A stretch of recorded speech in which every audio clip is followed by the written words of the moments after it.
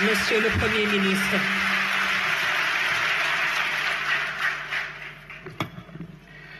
Excellence, Monsieur le Président de la République, Monsieur le Président de l'Assemblée nationale, Mesdames et Messieurs les ministres et secrétaires d'État,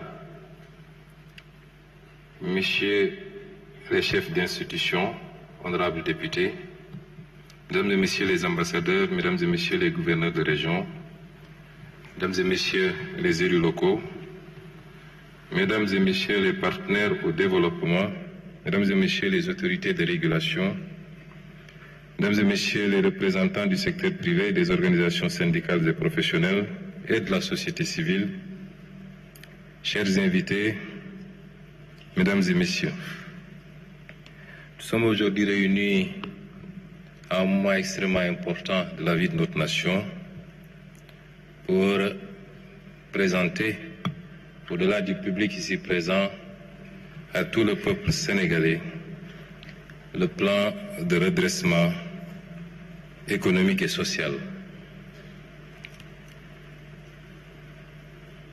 Je voudrais rappeler que ce plan n'est pas tombé du ciel. Il fait partie d'un ensemble. Et ce rappel référentiel est important parce que nous avons d'abord travaillé à préparer un document prospectif. Un document qui a été préparé sur commande de son Excellence Monsieur le Président de la République et qui devait décliner son programme, le programme avec lequel il a été porté à la magistrature suprême par le peuple sénégalais. Ce document appelé Vision 2050 était phasé, 3 phases notamment. La phase redressement, qui est une phase qui devait se dérouler sur une périodicité de 3 ans. Je ne sais pas si le présentateur ne suit pas apparemment.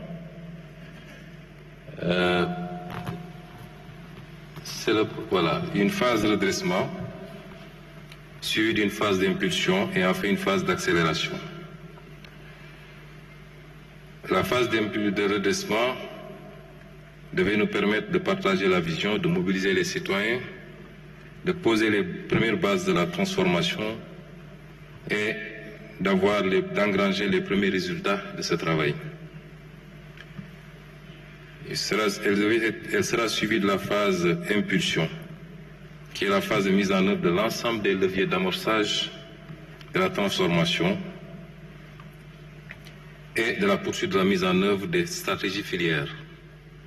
Et enfin, une 3e phase, la phase accélération, qui devait nous permettre, comme son nom l'indique, d'accélérer la politique de développement des filières et de visibiliser la croissance engrangée à l'horizon 2050.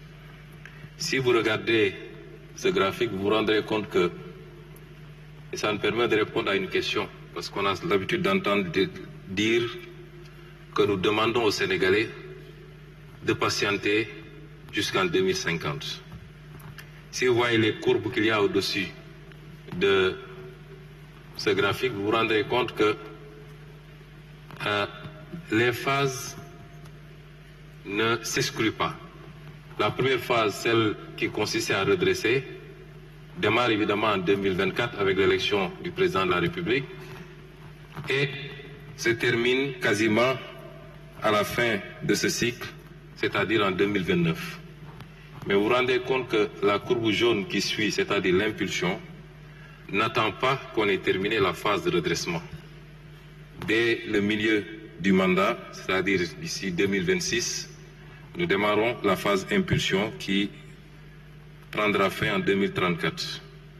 Et la phase accélération démarre presque simultanément avec la phase d'impulsion, ou 1 ou 2 ans après le démarrage de la phase d'impulsion. Et donc avant la fin de la première phase, c'est-à-dire le redressement. C'est une action combinée avec plusieurs phases qui ne s'excluent pas, mais avec la priorisation de l'une ou l'autre phase selon les périodes. Le redressement, pour le slide qui suit, doit nous permettre de faire un certain nombre de choses. D'abord, les réformes préalables à des actions futures. Un certain nombre de réformes, réforme des institutions, réforme de la justice, réforme territoriale, décentralisation, déconcentration, et j'en passe. Il faut comprendre donc que la phase de redressement ne commence pas aujourd'hui avec le document que nous vous présentons. C'est l'un des éléments de ces réformes préalables, c'est-à-dire l'assainissement du cadre macroéconomique dont a parlé tout à l'heure M. le ministre de l'Économie.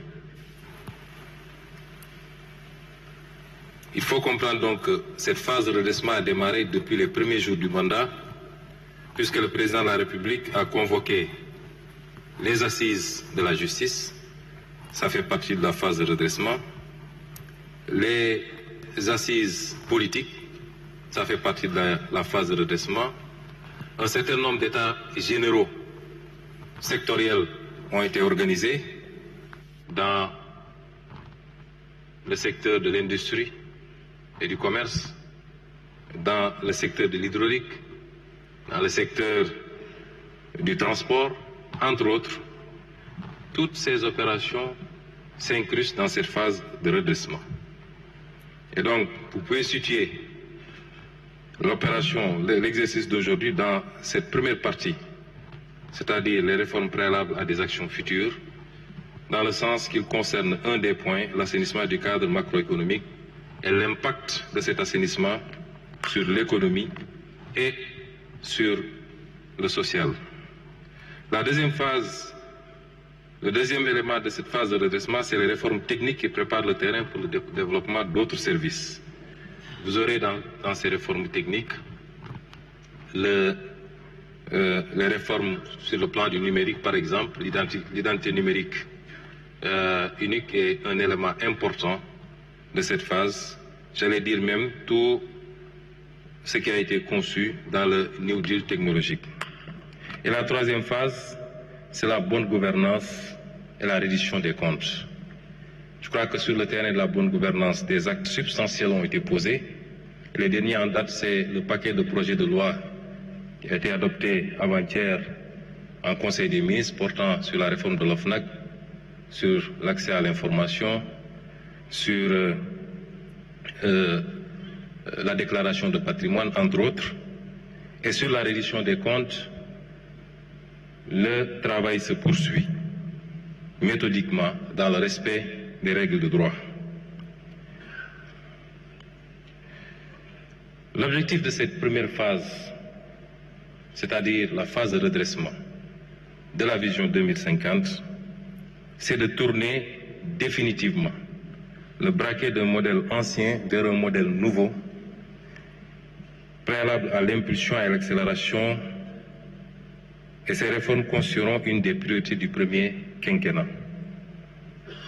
Nous avons toujours posé le débat en termes de système et non pas en termes d'hommes. Et un système, c'est beaucoup plus l'interaction de règles, d'attitudes, de comportements. Et les réformes que nous allons entamer dans cette phase de redressement nous permettront de tourner la page de ce système que nous avons souvent décrié pour en ouvrir une autre. Pourquoi maintenant un plan de redressement économique et social? Cela est lié à l'héritage qui nous a été légué. Nous savions tous que l'héritage n'allait pas être des plus légers. Durant tout le temps passé dans l'opposition, nous l'avons crié fort, nous l'avons dénoncé avec des arguments valables et nous étions même allés jusqu'à prévenir les Sénégalais des difficultés auxquelles il fallait s'attendre, quel que soit le régime qui remplacerait le défunt régime. Et aujourd'hui, les différents audits réalisés aboutissent à un constat sans appel. L'audit des finances publiques qui a démarré avec le rapport établi par l'Inspection générale des finances, conforté, pour ne pas dire aggravé, par l'audit de ce rapport par la Cour des comptes, Et enfin, par le rapport de Forbis Mazars, cet audit, ces différents audits débouchent sur un constat très difficile pour le Sénégal d'un déficit qui cumule à 14% et d'une dette publique qui est de 119% du produit intérieur brut. 14% contre 4, quelque chose pour cent qui avait été déclaré et 119% contre 74% qui avait été déclaré par l'ancien régime. Évidemment, et c'est le lieu de féliciter et de rendre un hommage à son Excellence le Président de la République, qui aurait pu faire le choix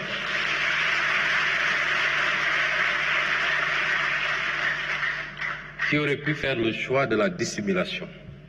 Je me rappelle des rencontres tenues autour de lui au palais avec les différents ministres concernés, le ministre des Finances, le ministre du Budget, le ministre des Finances et du Budget, le ministre de l'Économie et le désormais ministre d'État chargé de l'agenda et un certain nombre de ses conseillers, des réunions qui nous avaient permis d'apprécier la gravité de la situation, mais surtout des conséquences de l'exercice de vérité, si on choisissait de dire la vérité. Nous en étions conscients. Et le président a dit, je ne voudrais pas démarrer mon mandat sur un mensonge, je ne voudrais pas le dérouler sur un mensonge et le conclure par un mensonge.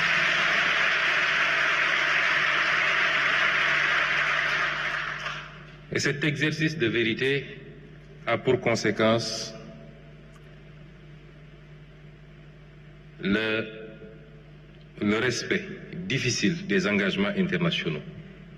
Mais le Sénégal a tenu et jusqu'à présent, nous avons respecté notre signature, nous avons respecté nos engagements internationaux, sans pour autant que ça n'empêche le pays de continuer à faire face aux défis cruciaux à l'intérieur. C'est le lieu ici également de féliciter et de rendre hommage au ministre des Finances et du Budget, à toutes ses équipes, au ministre de l'Économie, qui chaque jour déploie un trésor d'énergie pour faire face à nos engagements internes et extérieurs. L'autre conséquence, c'est des conditions de plus en plus difficiles de financement extérieur, sur le financement extérieur. Évidemment, notre signature s'est dégradée. Vous avez vu tous les conséquences en termes de notation du Sénégal. Et c'était une des conséquences auxquelles nous nous attendions quand le président a décidé de se livrer à cet exercice de vérité. Le défi du retour à l'orthodoxie budgétaire, notamment l'objectif de revenir à 3% de déficit dans moins de 2 ans, c'est-à-dire en 2027. Un pas important a été réalisé dès cette année, puisqu'aujourd'hui, on est à moins 8% de déficit dans la loi de finances rectificative du moins. Et donc, la moitié du chemin a été parcouru déjà. Et de revenir également à un niveau d'endettement raisonnable et respectueux des critères de convergence dans le cadre de l'espace UEMOA.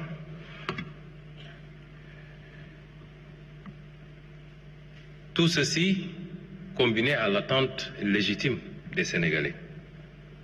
Nous sommes au XXIe siècle, les peuples sont devenus impatients. Les peuples n'attendent plus, les peuples veulent des résultats immédiats. Vous aurez beau leur expliquer la situation héritée. Évidemment, quand on hérite d'un legs, c'est avec son passif et son actif. Et plus le passif est lourd, plus la capacité à relancer, à réaliser est compromise. Mais c'est une réalité, les peuples sont à bon droit et légitimement impatients. Et le fait que le Sénégal soit projeté dans le top 5 des pays à plus forte croissance et peut-être le premier en 2025 en Afrique, ne signifie pas grand-chose si l'on considère ce que le Premier ministre de l'économie vient de dire, que la structure de notre croissance, dépouillée de la croissance, le PIB agricole et hydrocarbures, révèle des performances très faibles, voire médiocres, c'est-à-dire on ne dépasse pas les 4% de taux de croissance, ce qui pose un sérieux problème de productivité, particulièrement de l'investissement. Voilà les raisons qui nous fondent à travailler à un sursaut, à essayer de trouver des solutions. Lesquelles solutions doivent être d'abord endogènes, doivent provenir de l'effort interne produit par les Sénégalais, pour eux-mêmes. Ce plan de redressement permettra de trouver de nouvelles sources endogènes. Et dans le tableau que je vais vous présenter tout à l'heure, nous détaillerons ces ressources endogènes. Il nous permettra de retrouver les équilibres budgétaires dont j'ai parlé tout à l'heure. Il nous permettra d'accélérer la progression de notre économie. Ce plan de financement pour le redressement de l'économie est fondé sur un certain nombre de principes. D'abord, le respect des engagements internationaux, comme je l'ai dit tout à l'heure. Nous tenons, quel que soit le régime qui a pris ces engagements, et quelle que soit la